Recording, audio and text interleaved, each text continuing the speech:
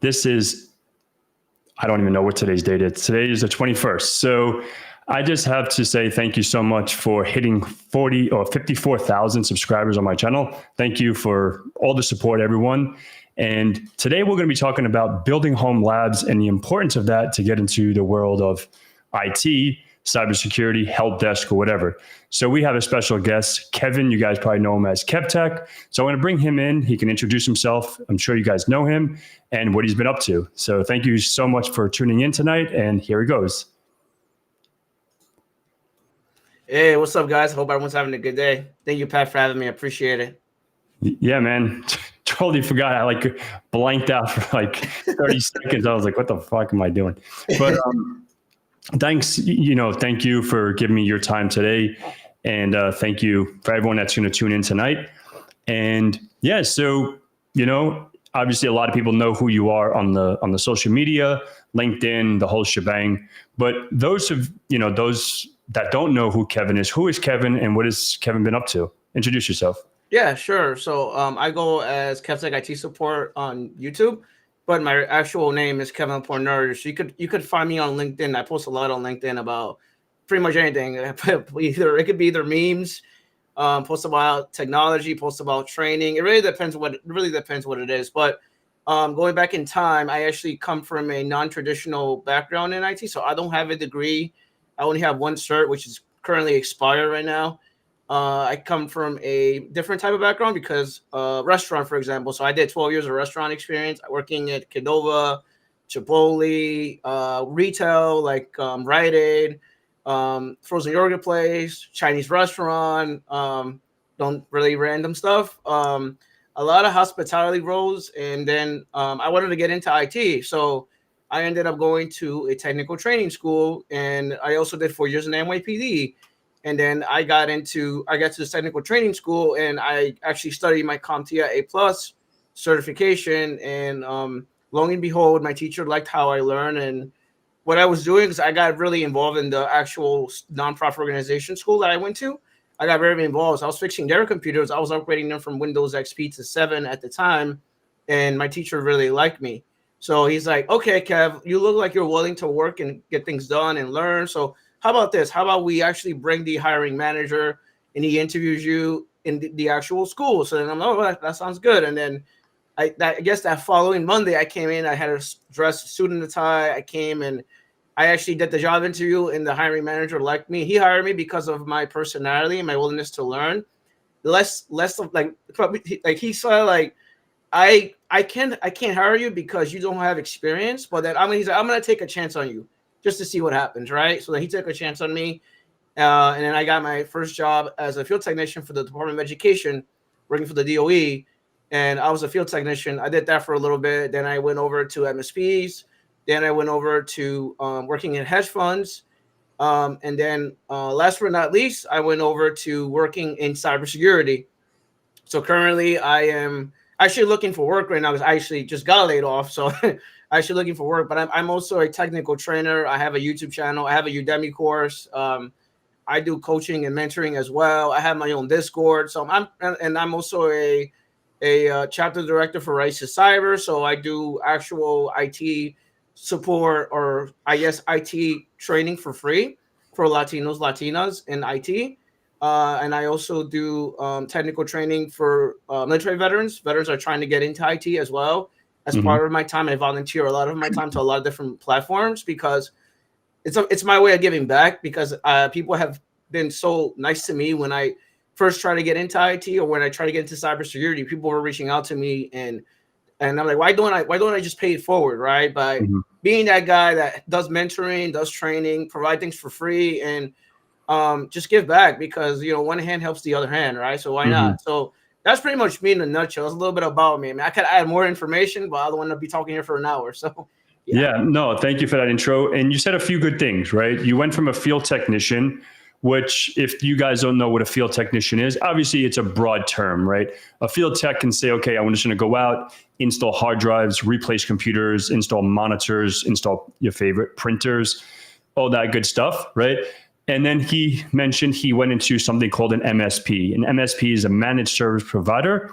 They manage clients like through RMM tools, and they create tickets. So say, for example, InfoSec Pat has his company, he hires KevTech's IT support.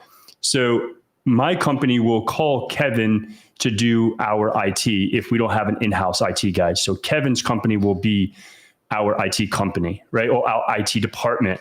So that's what an MSP is, outsourced IT. And then you're getting into the world of hedge funds and, you know, financial stuff. So you're doing IT support for them. And then you transition to cybersecurity, which was your recent role at SentinelOne. So what was it like working, or what was it like transitioning from traditional IT sysadmin type stuff into, like, you know, cybersecurity? And what was like your day-to-day in IT, and what was your day-to-day in cyber? And before you answer that, the reason why I smirked, it had nothing to do with you. If you've seen the comments, Bing Bong, obviously that's a meme. You've probably seen those New Yorkers in Coney Island that there's this weird, you know, this fucking crazy guy that he goes around like doing stupid shit, and he goes Bing Bong. But that's right. That's why I started laughing about the Bing Bong. But it had nothing to do with you. I wasn't laughing at you. But yeah, sorry about that. So go ahead. Like, what was your what was your day-to-day like in IT support versus cyber, and what made you do that transition? So there's 3 parts to that. Yeah, so I've been in IT support for almost 7 to 8 years, working with customers, working with executives, working with the admin assistant. It's very interesting when we talk about IT support, because let's go back in time from a restaurant perspective. I worked in a restaurant for a really long time, and one of the biggest things you need to have is have empathy for the customer, because sometimes when you work IT support, you're gonna have customers that are having a bad day, or they're pissed off, or they're angry. And you have to keep in mind that they're angry at the computer, not at you. So don't take it personal. That's very important. Don't take it personal. And the other thing with being in customer service, when I transitioned from restaurant going into IT support, I feel personally myself that it was a lot easier for me to actually work IT support, because I love talking to people. I love dealing with people. Well, and I'll give you a real example, like Mike Miller. And I remember we spoke with Mike Miller before. I'm just like Mike Miller. I like to be in the middle of the room, and I like to shake everybody's hand and to get to know everyone. So me being in IT support is the same way. Like, I like to be in IT support. I like to talk to customers. I like to talk to users. I like to see how their day is going. I also like to see what can we make better, right? Because some companies have these annoying issues that keep coming back over and over again, which is something that we talk about a lot. And then I talk to my manager and explain to my manager, listen, this is not working. This is not working. How can we automate this so that we have 5 or 6 less tickets to have to deal with when we go in the queue and everything? So, and the issues I had, everything's from Outlook, Word, Excel, PowerPoint issues, add-ins, Active Directory, password reset. So just to stop you there. So say, for example, someone that's wanting to get into IT, or for yourself, right? So you did all this fun stuff. So did you find a way to automate that process or make it easier for yourself, or it was always a manual transition? Like, say, for example, you know, I don't know, I need to map my drive to a network share. Obviously, we can do VBS scripts, we can do batch scripts, we can do logons and AD, a logon path or batch file, whatever. But for any other, you know, with PowerShell or doing stuff like that with Office 365 or connecting, you know, say, for example, we have 100 new users, right? We have 100 new users or whatever, a whole new branch that's coming up, right? So you worked at a hedge fund. So now we have a new hedge fund or a new office that has 50 people. You're not going to go into AD, excuse me, and add those 50 people. Did you like do some automation to get that process quicker? Or how did you tackle that? Like those kind of challenges? Because I had to deal with those challenges when I was in IT. Yeah. So we would run like a CSV file with Excel, and then we'll put it and import it on PowerShell, and then I would run a script that way and actually automate new hires and stuff like that. That's just one example. Another example, which people can relate to, is Office 365 Exchange Admin. When you're in the admin center. A long time ago, this is like a while back, you would have to actually add yourself as the owner of the mailbox, just so you could see the mailbox underneath your mailbox. So you have your email, and then you have the inbox of the other person. And then what you want to do is you want to give someone calendar access rights, like an admin assistant, right? And they want access to the calendar. they want read and write access. Like a long time ago, what we would do is we would manually add the inbox on our inbox. Then we would manually go to the calendar, right click on, and then add the person as a delegate.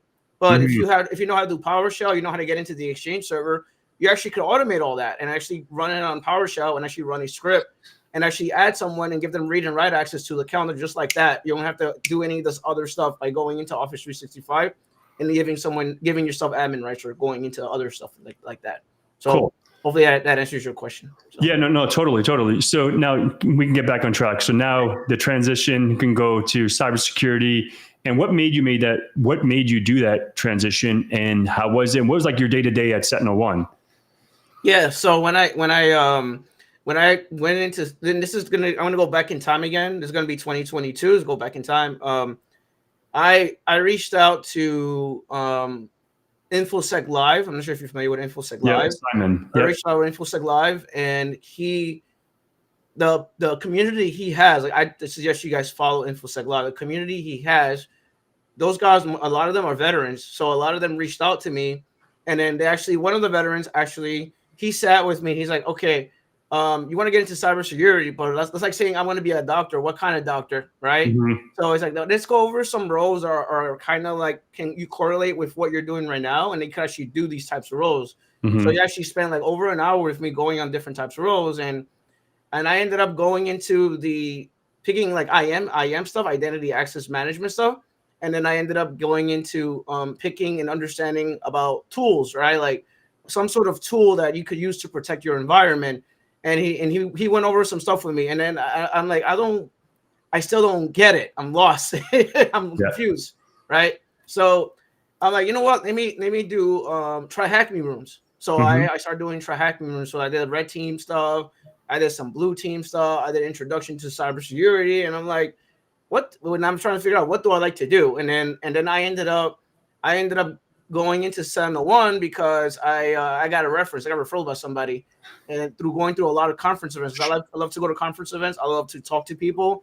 I love to hear what their experiences are working in IT, system admin, or cybersecurity, and what's like a day of life of them. Because I want to know if I could do that work or if I like to do that work. So I would talk to people in cybersecurity, and long and behold, I got a referral. I ended up at SentinelOne, and then I started working for SentinelOne, and then we started running like the S1 console. You log into the portal.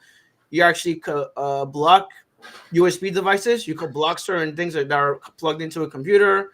So we have our tools that we run for malware and also for analyzing malware. Which user is the one that ran the script? What file was it? It was an executable file.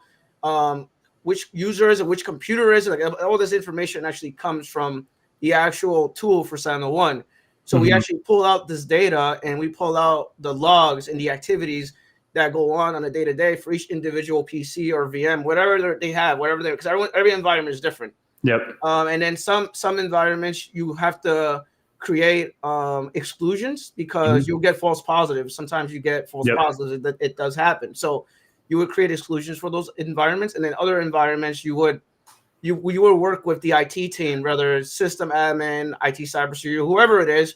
You're working with the IT team, and then we have our own products that actually prevent red team attacks. So like someone will run like Bloodhound or Metasploit or golden ticket attack, silver ticket attacks, like Mini-Cats, password spraying on the domain controller. So you like, and then it's supposed to work. It's not supposed to be like, oh yeah, let him do it on this and let it destroy this AD domain controller.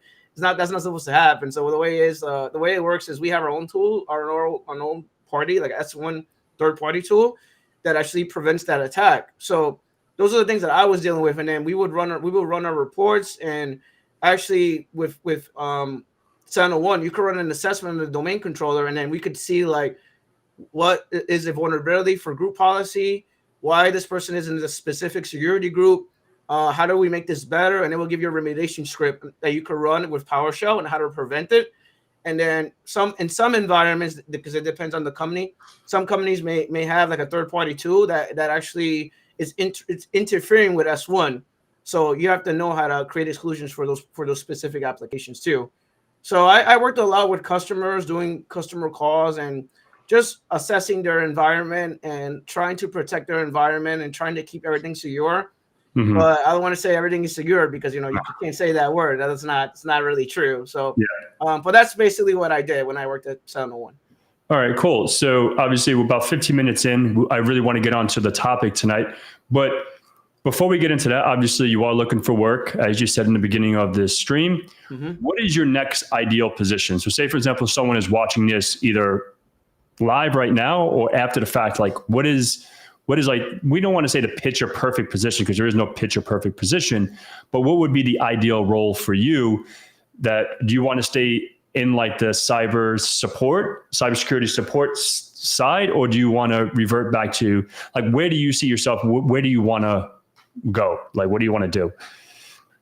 For me, it would be either IT support, system admin, either that or be a manager. I could build my own team because and this is another conversation for another day, but I personally feel like managers, some managers, not all managers, some managers are gatekeeping when it comes to hiring, especially when it's entry level.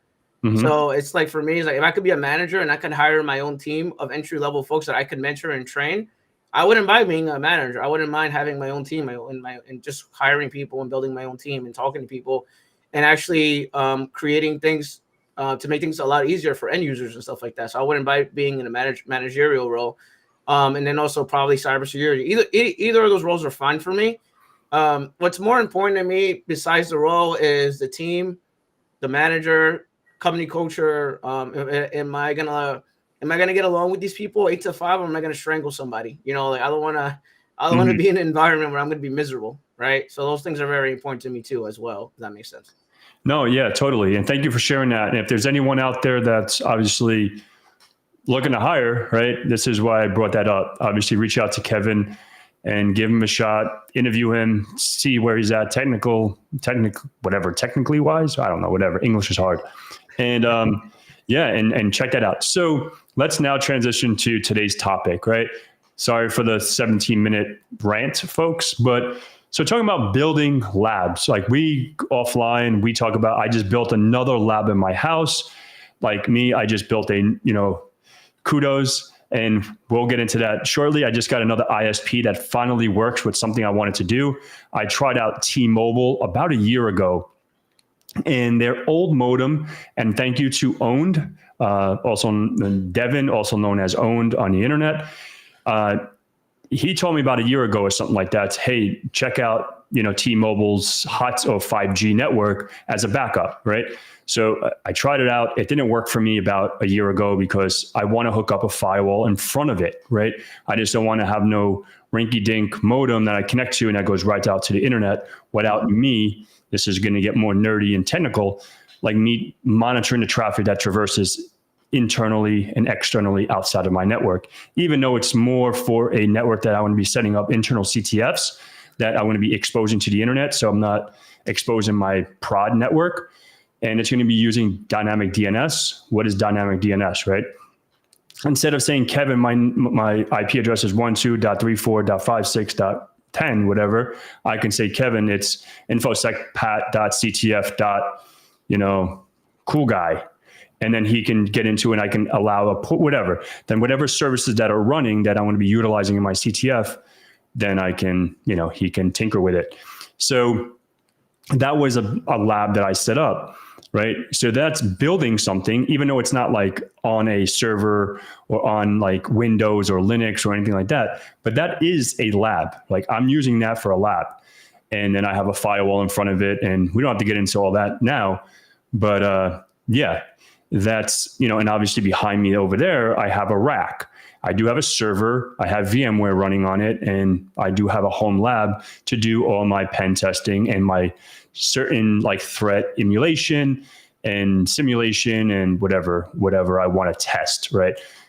Any malware, but the malware is going to be going over there, like on that network that I'm testing with, so I can do some stuff. And I don't care about that T-Mobile network. If it gets hacked, I don't give a shit. But yeah. So what is the importance of setting up a home lab? And define a home lab from Kevin's perspective. Like that's a lab for me, right? But what is a lab for you? Like when you say, hey guys, we're going to build a home lab. Can you define a home lab in Kevin's world?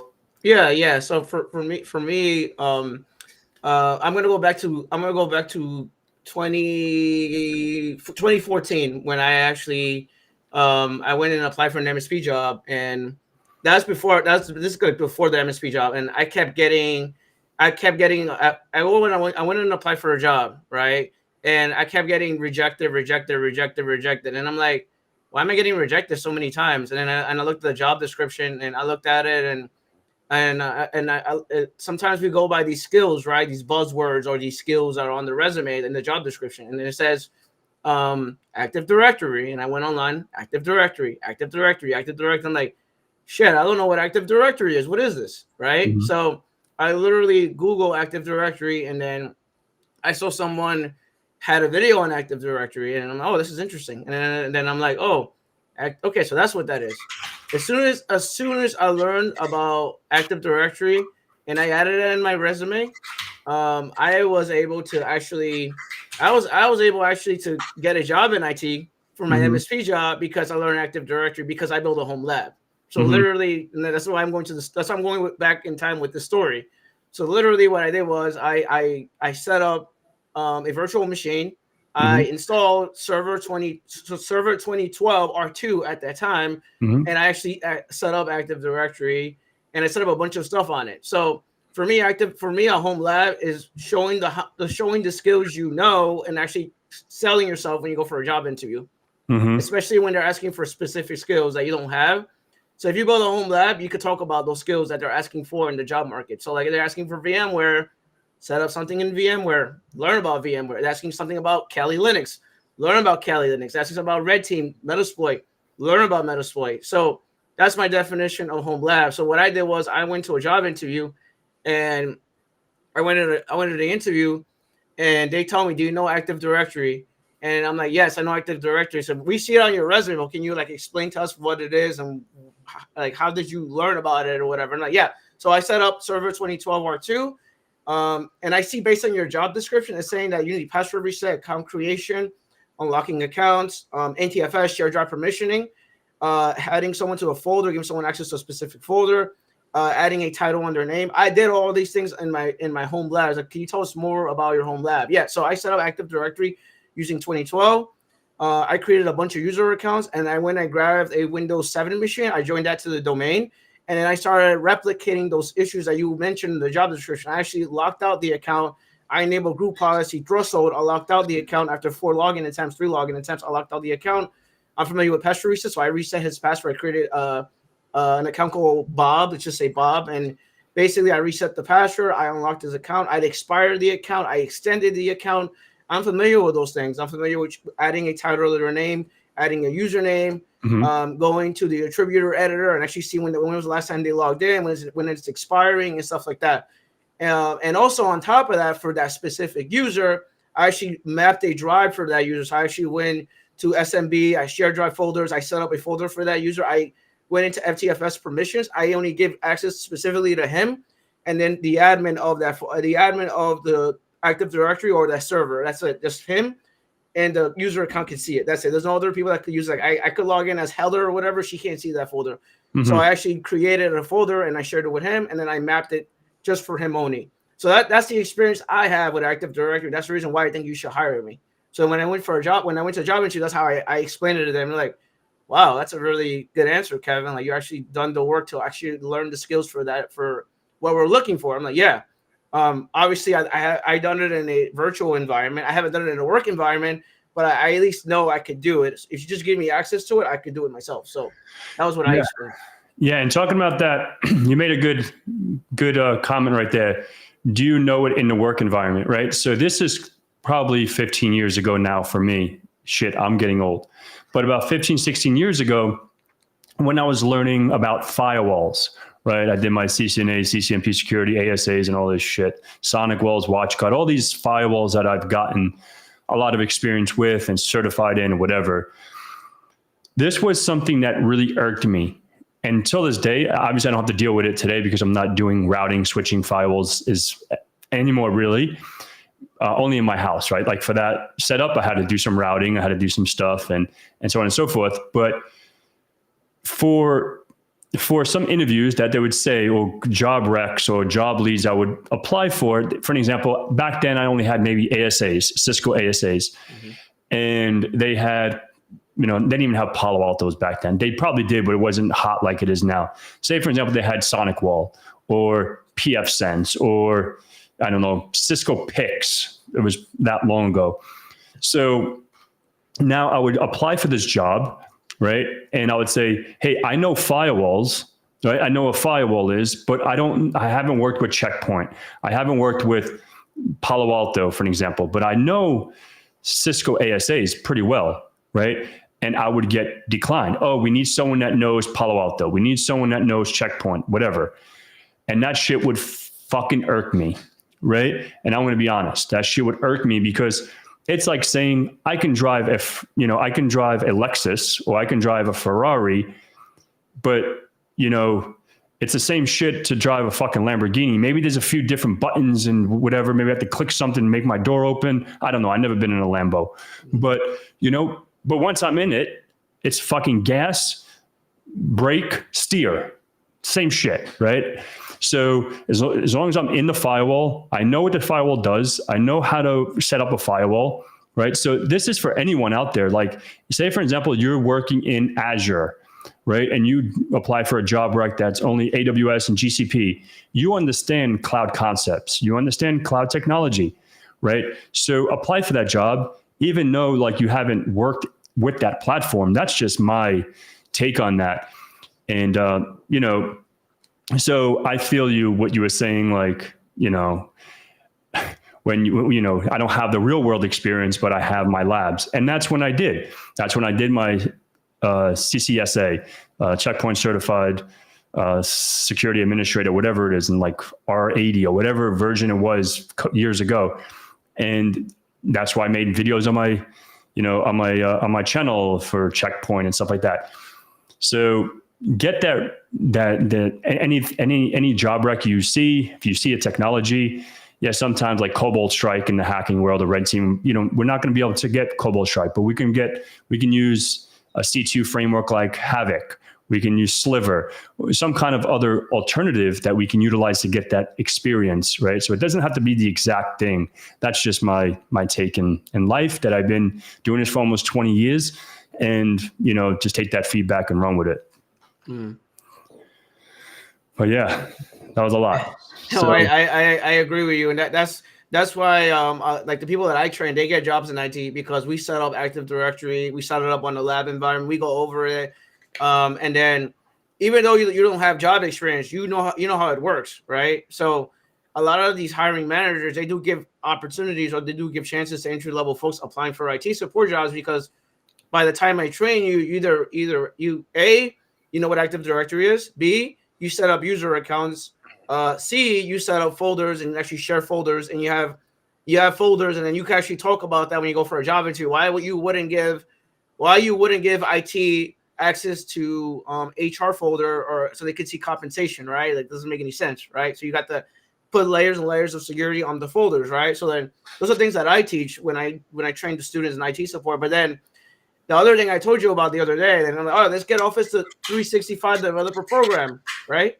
So now let's learn about Outlook, Word, Excel, PowerPoint. Let's learn about add-ins. Let's learn about troubleshooting add-ins. Let's learn about Office 365 Exchange admin, mailboxes, distribution groups, resources, how to create these things. And let's talk about licenses. Who has license to Teams? Who has license to SharePoint? Who has license to OneDrive, right? So those things you could go on a job interview and talk about. You just got to play around with it and do it, right? And then go to a job interview and then try to sell yourself, right? And don't sell yourself too short, right? And then just go in there and explain, okay, I know about this. I know how to do this. I know how to do that.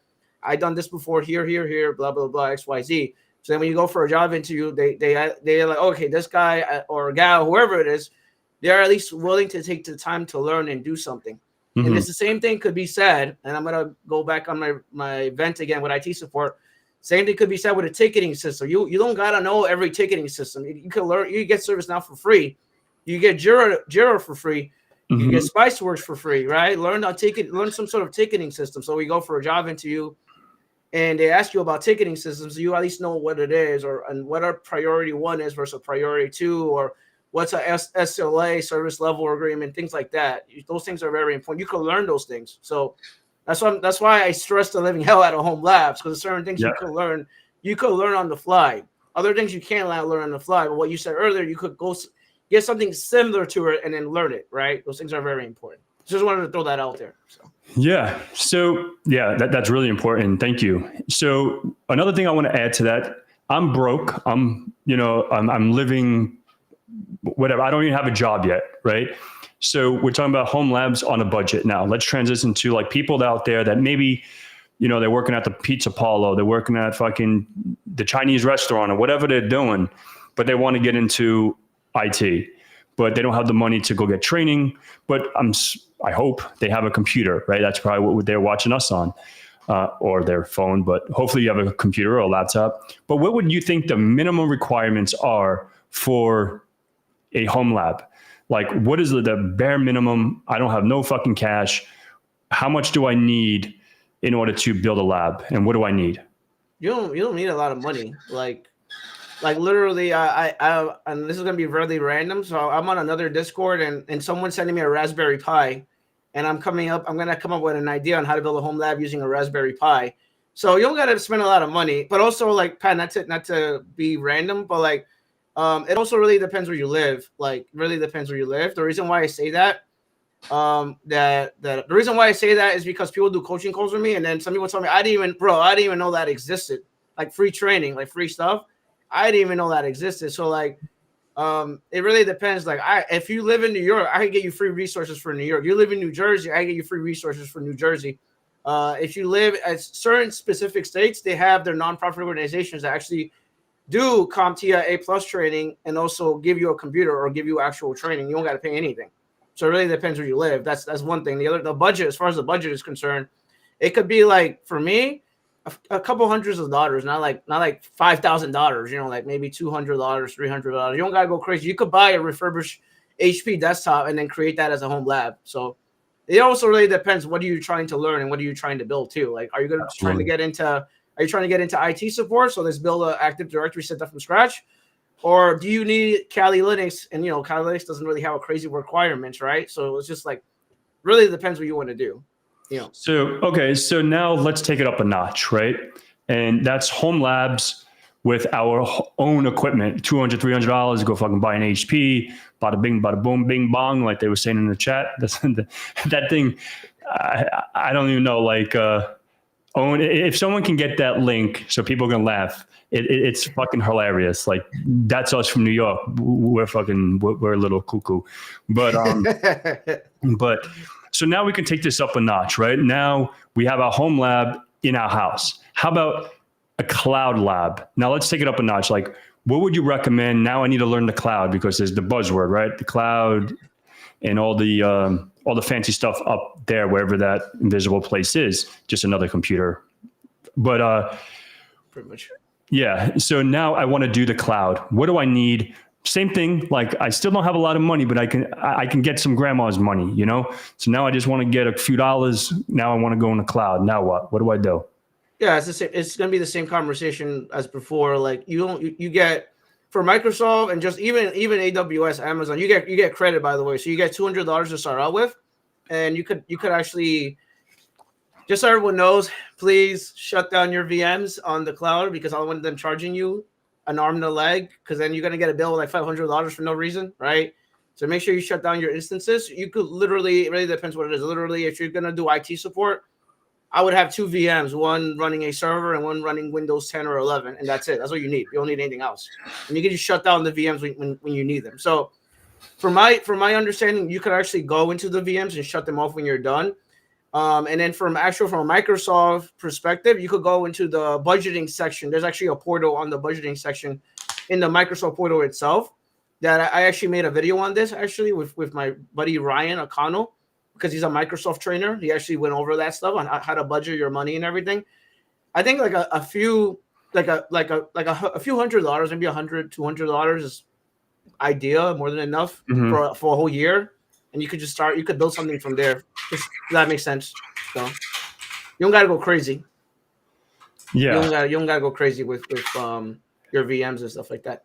So just make sure you shut down your VMs, please. Shut down your VMs. Yeah. So I just put a mental note. That's what you probably see right there. So now where we have so I just want to step back. You always say 2 VMs. I just want to add on that just from my perspective and how I set up my home labs and how I recommend setting up home labs. And I'll tell you why.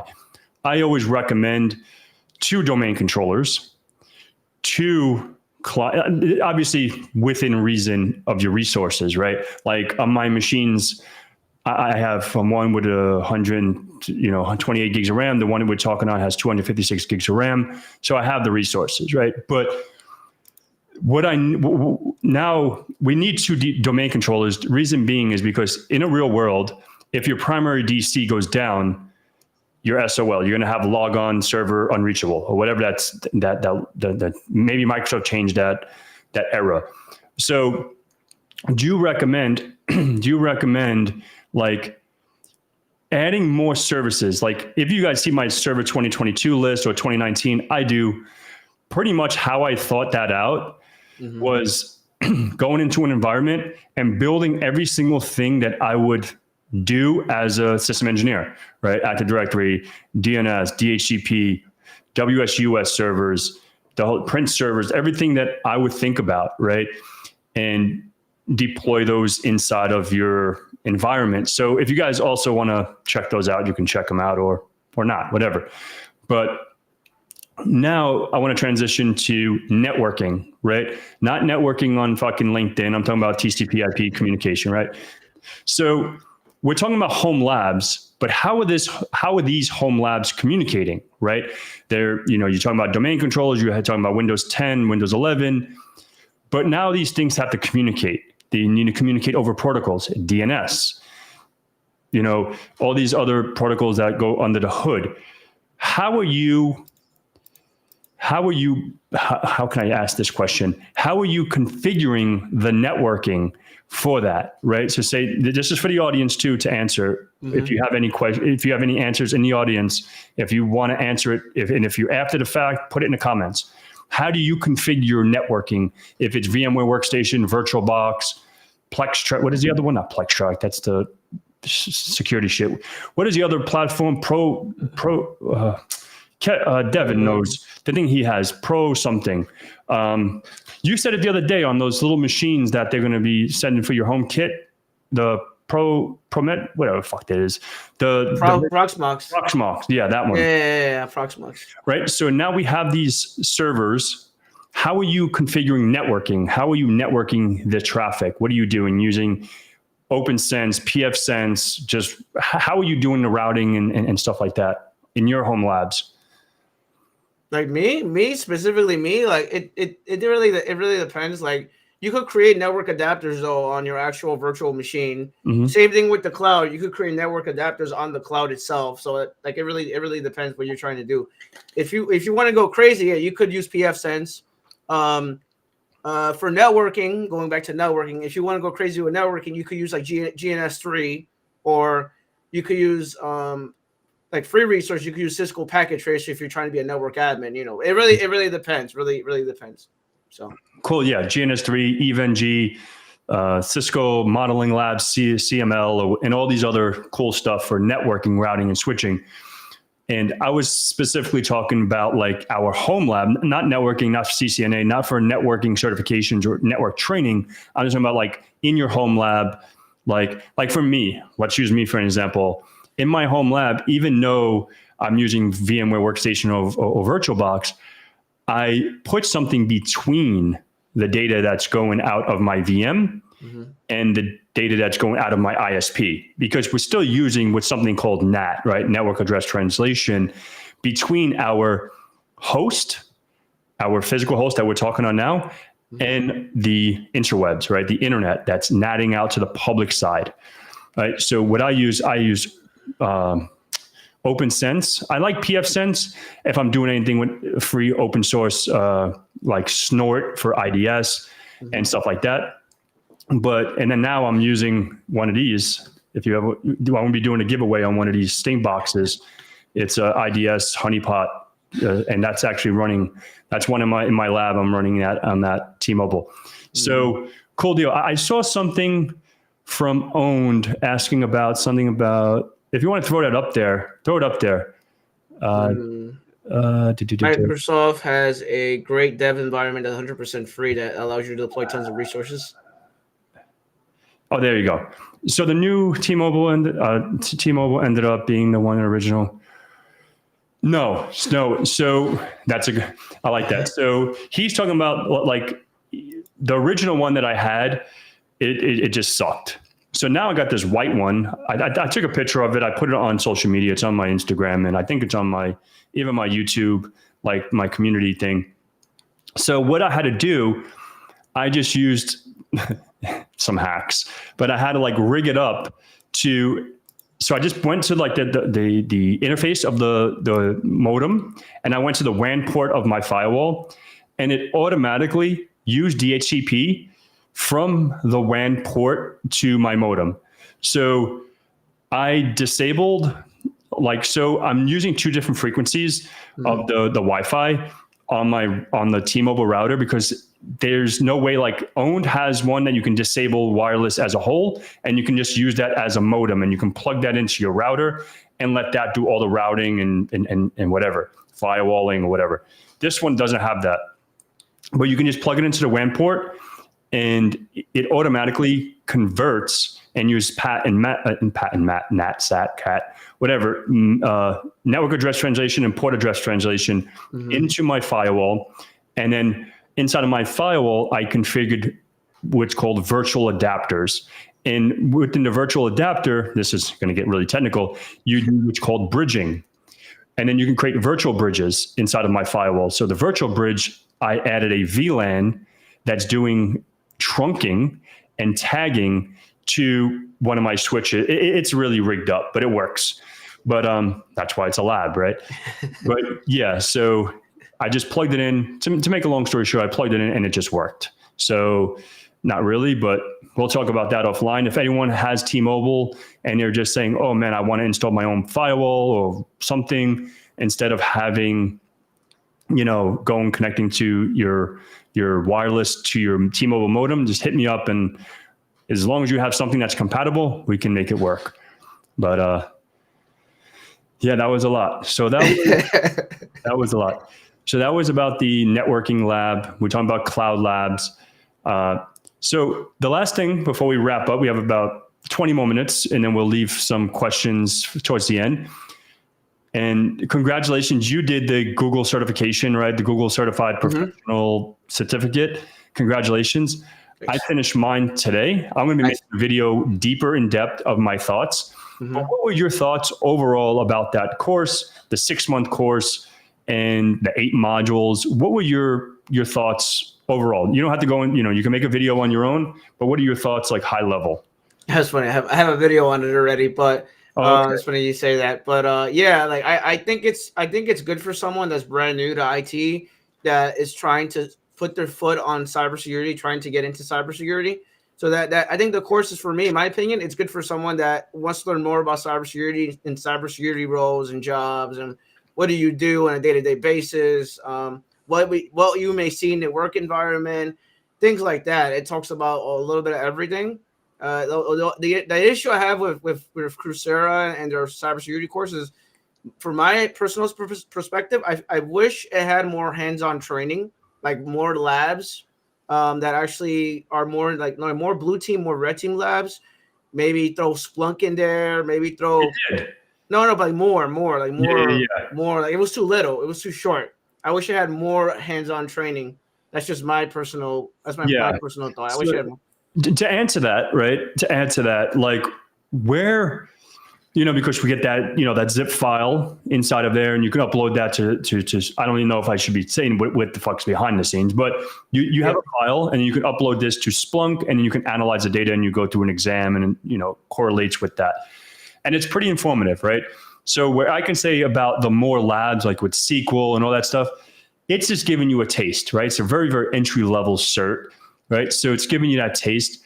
And what you could take from there is utilize that information that you learned from that certification and build out your own, like maybe get, Splunk Enterprise or Splunk, whatever the thing is that you can install it locally, because obviously with the one with the class, it's in the cloud, right? We sign up, we connect to it, browse, connect to the zip file, analyze the data, and so on and so forth. But I think it was pretty, the hands-on labs, I understand, like, if it was like more of an intermediate level certification and the labs were what we got on that as is, then it's shit, right? And it's like, this thing is fucking, we're in grad school and we're doing fucking high school level stuff, right?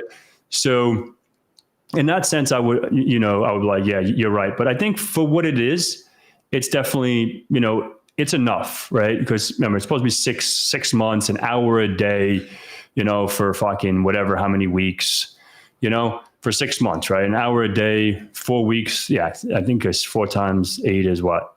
32? 32. Mm-hmm.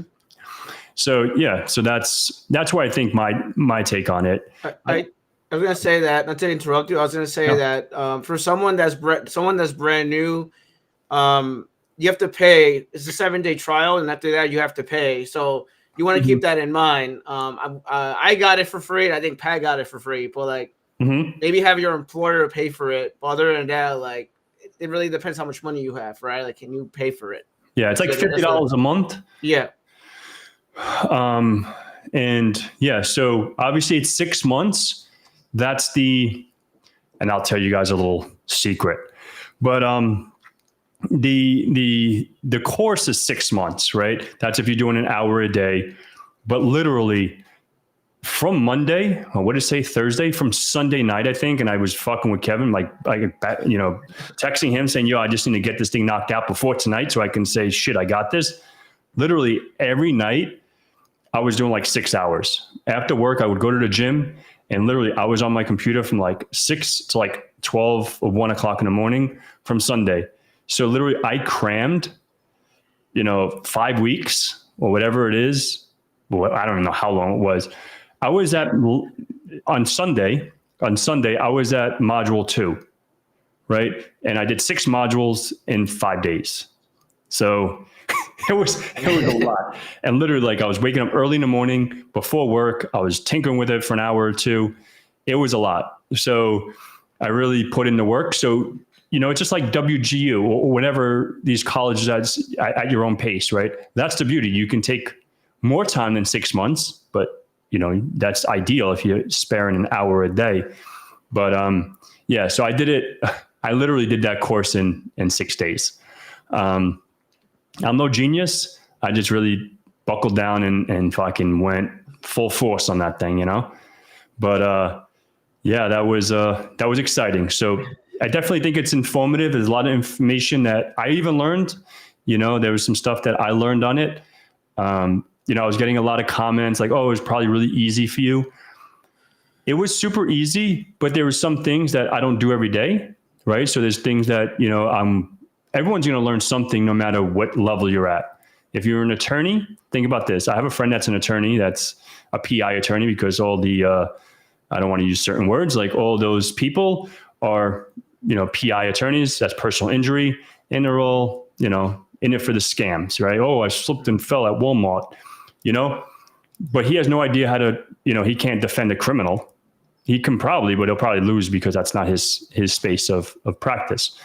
But yeah, but I think, overall that course was pretty good, and I'll definitely do an in-depth video on it. But yeah, so there's about 10, 11 minutes left. Obviously I want to respect Kevin's time. I know he has a cutoff and he has some things to do. So if there's any questions for the next 10 minutes or so for myself or Kevin, throw them in the chat. And if you guys are watching this after the fact, just throw it in the comments, and, I'll try to reply as soon as I can. So. Yeah, I knocked out the course like in 3 months, almost 4 months, 3 months, around that. It took me 3 months to knock it out. I was doing like 2-3 hours a day. Some days I was 2-3 hours. Some days just 1 hour a week. It was just like, yeah. If you're really aggressive, you can knock it out in a week. If you're really aggressive, super duper aggressive. So. And with me and Pat, like, like we chop it up. We're always talking behind the scenes. even after these video sessions. It's pretty funny. Yeah, So, I bust his chops. yeah, All right, so we got some questions. And how many routers do you suggest for building a home lab? Good question, CJ. So, all right, I want to add to that question for you. See, what are you trying to be? Are you trying to do network admin, network engineer? Are you trying to learn CCNA topics? Or you just like, okay, how many routers do I want? Because I just want to make my fucking electric bill go up. So, because I'm a big fan of physical gear. With this whole virtual world like GNS3, EVE-NG, packet traces, all good when you're at like the CCNP, CCIE level, because you don't want to have a big rack and stack like an airport in your office. But if you're trying to just learn what routing is, what switching is, let's see, that confident. I didn't see. Maybe I'm missing. Kevin's probably itching to go play some pool. That's so funny. Oh, me? Yeah, he's trying to play some pool with the CEOs, baby. All right, so let's see. All right, my goal is to become a better penetration so I can. All right, cool deal. So in that case, that's a whole different perspective, right? So in that case, what I would do, I wouldn't even set up a router, because as a pen tester, you're not going to do anything with routers, right? Yeah, maybe you'll try to penetrate something, or you try to find an SSH key or a telnet session if you're doing an internal assessment. But if you want to just learn the more in-depth knowledge of networking, I would say something like Packet Tracer, just to learn how packets or networking works, and then add a firewall into your home lab. You can do a physical firewall, like whatever, pfSense or whatever, or do a virtual firewall. And you can do so many virtual firewalls. Everything's virtual, right? SonicWall, pfSense, OpenSense, and everything like that. And just set that up inside of your network, configure it, and watch the data that's traversing between the two. And you can go watch some videos in my checkpoint. And I have a few videos on setting up home lab or home firewalls. But hopefully that helps. See, and just hit me up on Discord and we can chat offline. I can try to help a brother out. Yeah, and you should definitely, if you're gonna do pen testing and networking, you should definitely know like some knowledge. Like I like Network Plus. Network Plus is a good book to read. Mike Myers is a book on Network Plus. You should definitely understand how ports work. Port numbers and ports is very important. Like 2021 FTP, DNS 53. Like you gotta understand your port numbers too and stuff like that. Because I seen people run actual attacks with running running like Wireshark, for example. You could run Wireshark and you could attack that way. You have red team attacks, using Kali Linux. I'm not sure what you're trying to do, but what Pat said is good information. So how would I implement a SIM with that? Oh, that's good. I have a whole video for OSSIM from Alien Vault. So that's like you can use the open source SIM, and I have that implemented. Or you can use, I cannot say this, Waza. I had some troubles with it, but I got it fixed. I own that. Yeah, Devin, I did get that fixed. I haven't tinkered with it in a couple of weeks. I was tinkering with it and it broke and I got it fixed.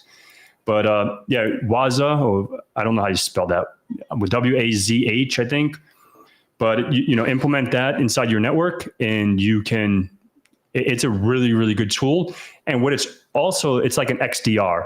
So you can take installers and you can install that on your like agents or sensors. You can install that on your Windows machines or Linux machines or whatever you want to install it, and you can monitor all the data that is on those endpoints. So yeah, that's what I would. Yeah, Wazi, whatever the fuck that is.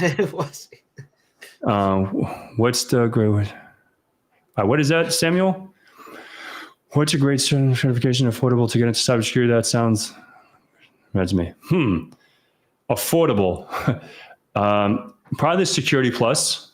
I think that would be the most affordable if you're brand new. But if you have a few months or years under your belt in cyber, maybe you can do like the CYSA Plus or maybe the PJPT if you're trying to get into more red team hacking stuff, or the EJPT from INE. And there's so many entry level, certifications to get. That's where I would, but I think for your resume, if you want to get like a gatekeeper cert, Security Plus is definitely one to showcase. Yep. And I'm not going to even butcher your name, Dallas, Mr. D.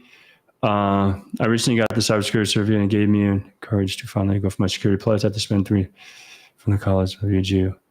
It did have a lot of labs. Yeah.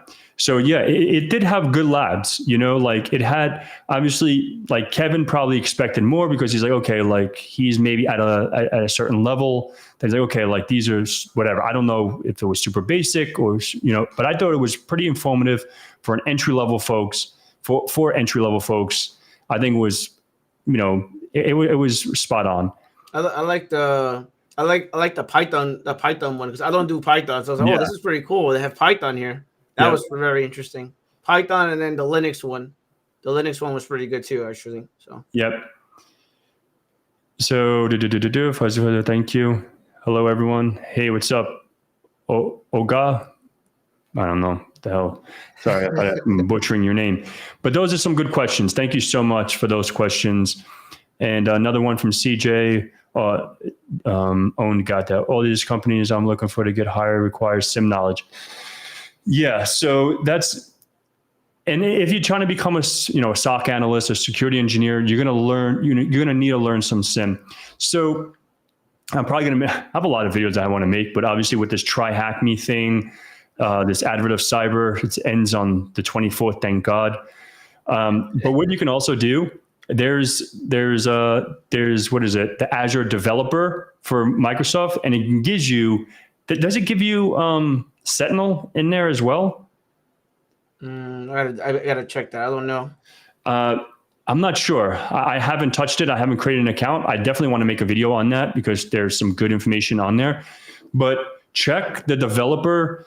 What is it? The program developer from Sentinel or from Microsoft Developer or something like that for Azure. And once you create an account, it'll give you all the options that you want to select. And you can say, I want to learn them all. And like Defender, all that stuff. Microsoft has it 100% free. Yeah, exactly. So check that out. And you don't have to worry about installing it on any home network or any home environment. You can just do that all in the cloud, resource free from your house, and you can be a cheapskate like me and save on electric.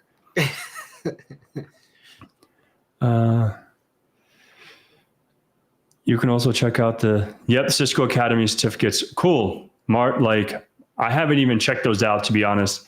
I've been out of the Cisco game for a minute. So thank you for that info. I appreciate that. There's a lot of free cybersecurity training too for people that don't know. Like I'm friends with Dan. He has API University, so you could go and learn about API hacking, an introduction to API, stuff like that. There's also which actually made a video on it, API hacking, and then the other one is Quads, like Qualys. So you can actually, Qualys has free training as well, so you can look at that too if you're trying to do more of the PCI compliance for credit cards and debit cards. It's very interesting stuff. And then Try Hack Me has some free rooms you could go and play around with too, and then Hack the Box has their own resources as well. And then I think the other one is Under the Wire. Was it Under the Wire? Over the Wire? Over the Wire. Yeah, Over the Wire has resources too. So like it really depends what you want to do. So it's like asking us like for free resources, like there's too many. Yeah, there is. Security Onion is another great. Yep. Yeah, Security Onion is good. There's just Security Onion is definitely a good one as well. But we're about to hit the top of the hour. Like I said, I want to respect Kevin's time. So the last thing I want to ask Kev, like, what would be advice to anyone that wants to get into IT in less than a minute? Go ahead. Like for me, for someone that wants to get into IT, like I have a hoodie. Actually, I have a hoodie that says KevTech on it, KevTech IT support. And it says go back to basics, right? So like learn fundamentals. Fundamentals are very important. It doesn't matter how long you've been in this game, whether you're new or not new, you should know fundamentals. So that's like TCP, IP, our things are talking to each other. learn about operating systems, learn about hardware, learn about software. Like the people that I talk to on my Discord, like sometimes like I had like I'll give you a real life example. I had someone I was working with this afternoon, and he's trying to set something up, and I'm like, is this Windows 10 Home or is this Windows 10 Pro? He's like, this is Home. Okay, it's not gonna work because you need Windows 10 Pro, right? So the fundamentals are very important, whether it's just learning everything, IT, you know, like that's why I always tell people, like, you don't got to get the A+ certification, but at least look at the book, read the resources, learn the fundamentals, watch people like Mike Myers, Professor Messer, try to learn the basics first. So then when I talk to you about and ask you basic questions and you're trying to do all this hacking stuff, the hacking stuff is really cool. I love the hacking stuff. Yes. But I want you to start here before you go all the way up here, because then you're not going to understand what's going on, right? Mm-hmm. So those things are very, very important. Fundamentals is always important, no matter what you do in IT. That's my advice. Yeah, awesome. Thank you. And if there's any other IT training, obviously IT Pro TV, or now it's called ACI Learning, you know, in the description below, whatever the hell it is, like you can use, what is it, 30% off. You can use InfoSec Pat 30, and get some percentage off of training from them. I really enjoy their training. You know, I like CBT Nuggets too. There's other training from that, like that level. Like, I want to keep my comments to myself. Like, I'm very, like, I need to be engaged, right? Like, I can't just, I hate dry, you know, I need to be like, that's what I loved about, like, when I did the CCNA and even the CCNP, watching Keith Barker and Jeremy Chara.